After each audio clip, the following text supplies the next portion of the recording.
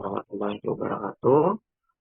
Mohon izin kepada Mbak Dr. Kinkin Yuliati Subasa Putri MSI, selaku dosen pengampu mata kuliah Statistika Komunikasi.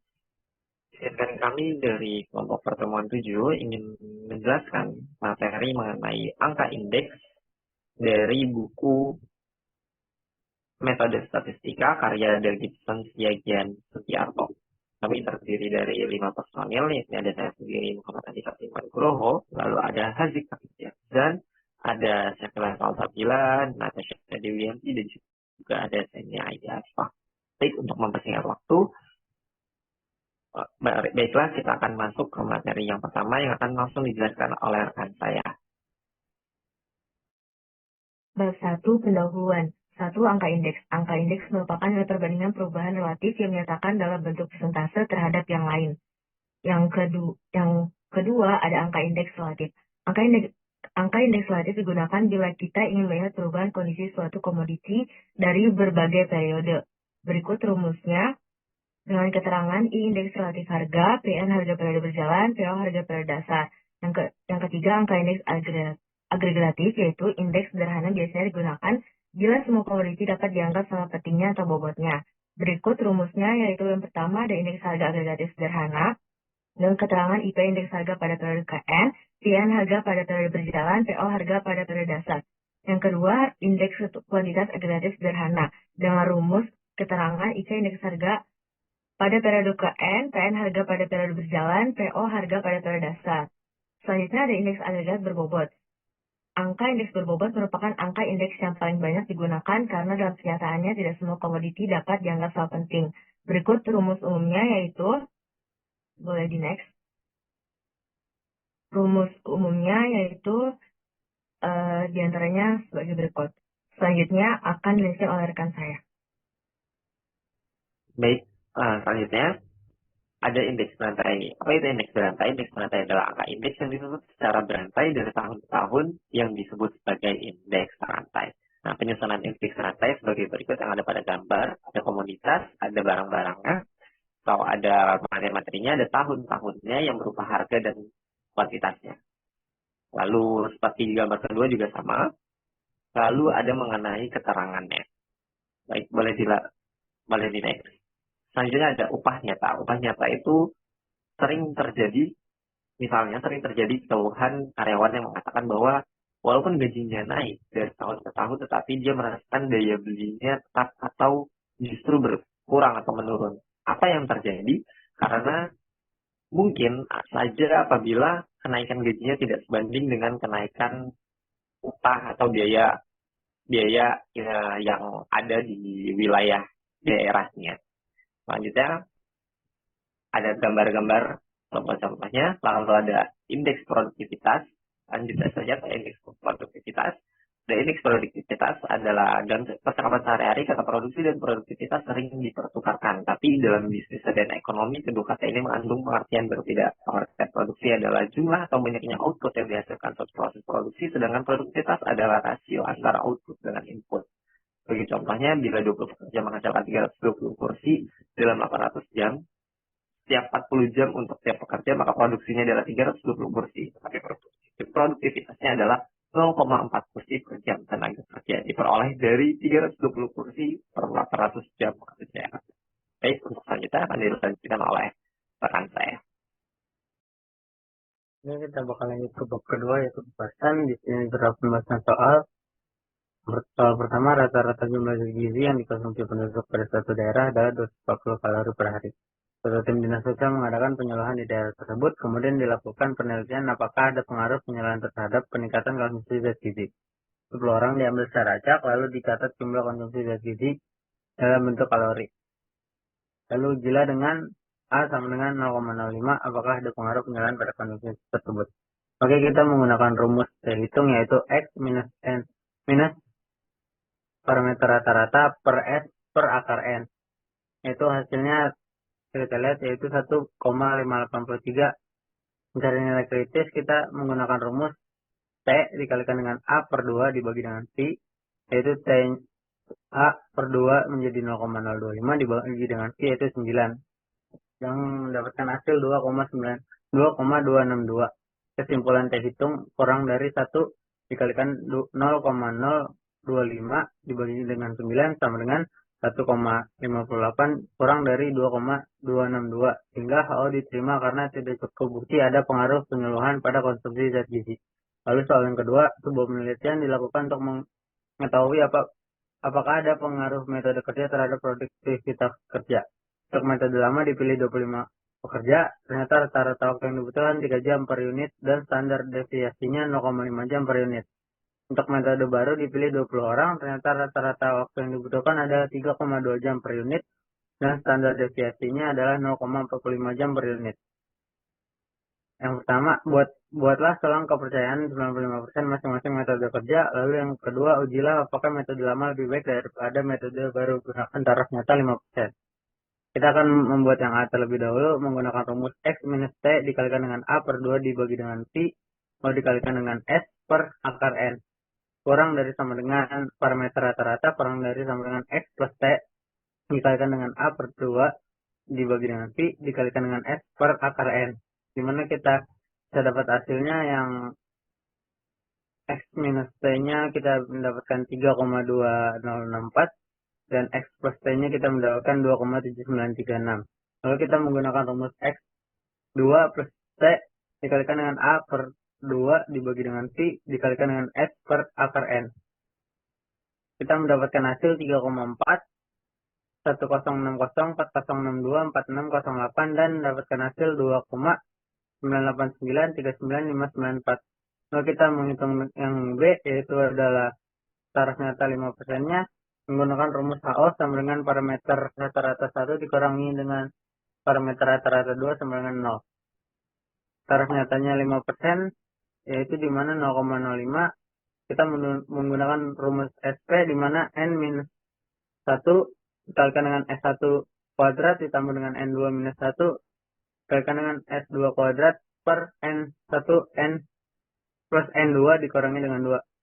Kita mendapatkan hasil 9,8475 dibagi 43, yaitu menjadi akar 0,22901163. Dan akar tersebut adalah 0,47855159938.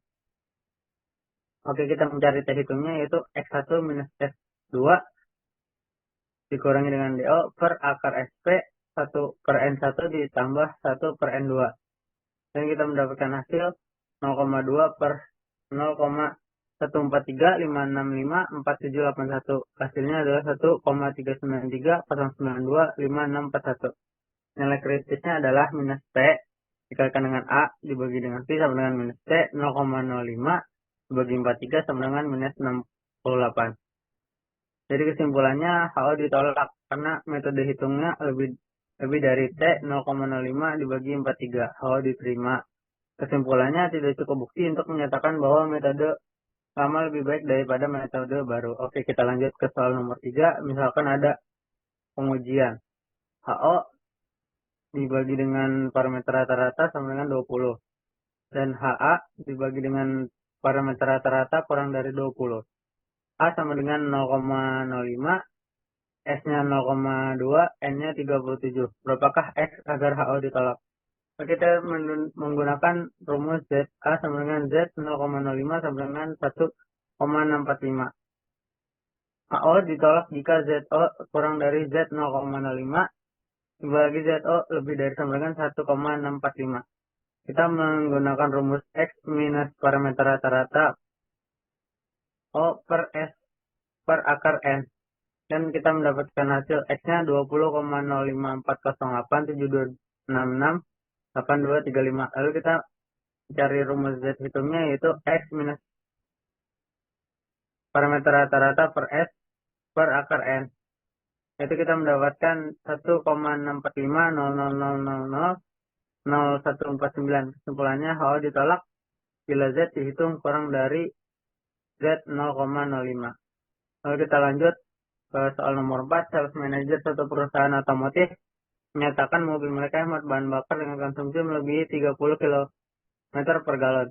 Suatu penelitian dilakukan pada produk mereka dengan mengambil sampel acak 32 mobil. Ternyata rata-rata konsumsinya 33,5 km per galon dengan standar deviasi 2 km per galon dengan melakukan pengujian hipotesis A sama dengan 0,1.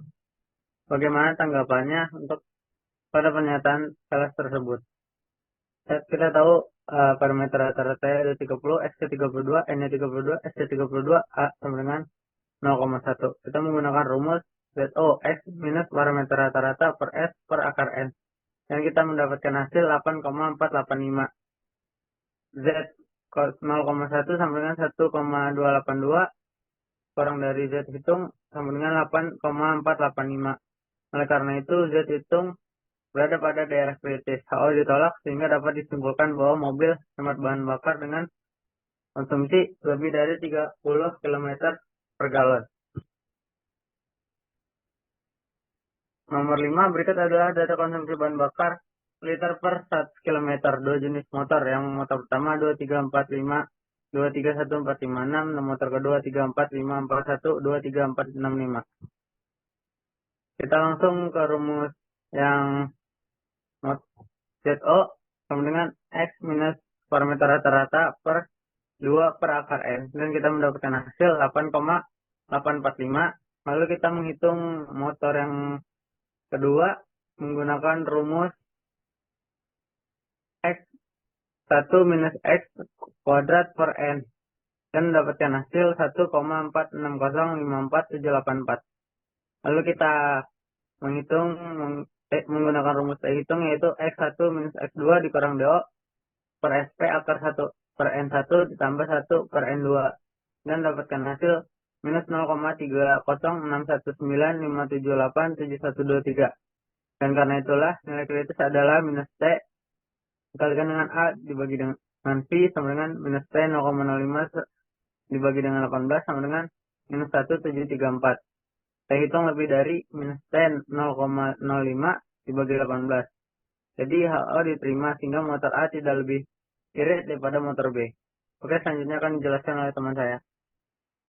Nomor 6 yaitu Kementerian Lingkungan Hidup sedang melakukan penelitian untuk mengetahui tingkat kebisingan yang dikeluarkan oleh bus dan truk. Penelitian dilakukan pada 50 truk dan 50 bus. Truk menunjukkan rata-rata tingkat kebisingan 91,5 desibel dan standar deviasi 5,2 desibel. Bus menunjukkan rata-rata kebisingan 88,6 desibel dan standar deviasi 3,8 desibel. Ujilah dengan A 0,05. Diketahui truk N1 50 X 191,5, S 15,2, A 0,05, HO sama dengan P1 sama dengan P2, HA P1 sama dengan P2, bus N2 sama dengan 50, X2 sama dengan 88,6, S2 sama dengan 3,8. Rumusnya P1 sama dengan 5,2 sama dengan 50 sama dengan 0,104. Hasilnya yaitu 0,123448878. Dan nilai kritisnya itu adalah 1,96. Boleh ke bawah. Untuk nomor 7, untuk menaikkan pangan pasar, sebuah perusahaan melakukan promosi besar-besaran. Sebelum promosi diambil sampel sebesar 250, ternyata pangan pasar 10%. Setelah promosi diambil sampel sebesar 300, ternyata 36 di antara lainnya adalah pelanggan. Dengan A 5,5%, buatlah penguji hipotesis. Yang pertama, 1. Penentuan hipotesis, yaitu hipotesis 0, ada hipotesis alternatif. Yang kedua adalah tentukan tingkat signifikansi. Yang ketiga adalah tentukan uji statistika yang ingin digunakan. Dan data yang digunakan dalam soal ini memiliki sampel N lebih besar dari 30 sehingga uji statistik yang sesuai adalah uji proporsi Z. Nomor 8, sebuah pabrik teleskop mengharapkan akan memasarkan teleskop produksinya bila standar deviasi resolusinya di bawah 2 saat difokuskan objek berjarak 500 tahun cahaya TC. Sebuah teleskop diuji 30 kali dan difokuskan berjarak 500 TC. Ternyata standar deviasinya 1,46. Apakah teleskop tersebut layak dipasarkan? Hitung derajat kebebasan DF sebagai N kurang 1. Yaitu 30 kurang 1 sama dengan 29, N sama dengan jumlah sampel. Hasilnya itu adalah X kuadrat 2 sama dengan 59,36. Boleh selanjutnya. Manajer produksi pabrik rokok Lucky Setrikaan akhir-akhir ini mendapatkan laporan bahwa pekerja tetap lebih serius bekerja dibandingkan pekerjaan harian diukur dari tingkat kerusakan rokok yang diproduksinya. Untuk mengetahui kebenaran berita tersebut, ia mengadakan penelitian dengan mengambil secara acak 500 batang rokok buatan pekerja tetap dan 400 rokok buatan pekerja harian. Ternyata 60 dari rokok yang dibuat pekerja tetap dan 50 dari pekerjaan harian diketahui rusak. Setelah mengadakan pengujian dengan A sama dengan 0,05, apakah kesimpulannya diketahui? H0 sama dengan P1 sama dengan P2, HA sama dengan P2 sama dengan P2, dan taraf nyatanya A 0,05, P1 60 per 500 sama dengan 0,12, hasilnya yaitu 0,005. Boleh dilanjut. Dan nilai kritisnya di sini ada Z, A sama dengan 2, sama dengan Z 0,05 per 2 sama dengan 2 sama dengan 0,025 sama dengan 1,96. Boleh selanjutnya. Nomor 10, dua orang manajer mempunyai ketidaksetujuan paham pada masalah apakah penduduk kota mempunyai variabilitas yang lebih besar dalam pola pembelanjaan dibandingkan penduduk desa. Untuk mengetahui hal ini, diamati 70 orang penduduk kota dan 60 orang penduduk desa. Ternyata standar deviasi belanja penduduk kota pada hari dan standar deviasi belanja penduduk desa 3,5 hari dengan mengadakan pengujian A sama dengan 0,05. Apakah sudah Anda? Jawabannya F sama dengan 4,2 per 3. 5 pangkat 2 sama dengan 1,6. Untuk menguji hipotesis, kita perlu membandingkan nilai F dengan nilai kritis yang sesuai dengan tingkat signifikansi dan derajat kebebasan. Boleh selanjutnya.